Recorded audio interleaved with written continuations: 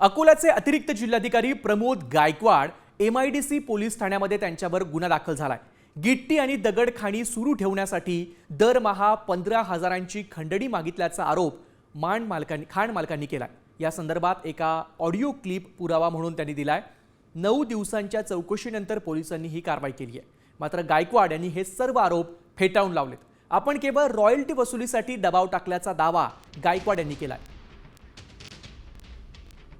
प्रमोद गायकवाड साहेब additional collector revenue यांनी आम्हाला वारंवार मला फोन केला। आमचे जे मेंबर्स आहेत त्यांना ऑफिसमध्ये बोलून अपमानित केलं व पर्सनली पैशाची मागणी केली व काही ठिकाणी जाऊन स्वतः पैसे सुद्धा वसूल केले। मी तुमचे स्टोन क्रशर अर्व क्रशर सगळे बंद पाडेल अशी धमकी दिली आहे। त्या धमकीला आम्ही उत्तर म्हणून आमचा बचाव करण्यासाठी आम्ही आज MIDC पोलीस स्टेशनला त्यांच्या कंप्लेंट करण्यासाठी सगळे संघटनेचे सगळे मेंबर्स आज इथे हजर आहेत।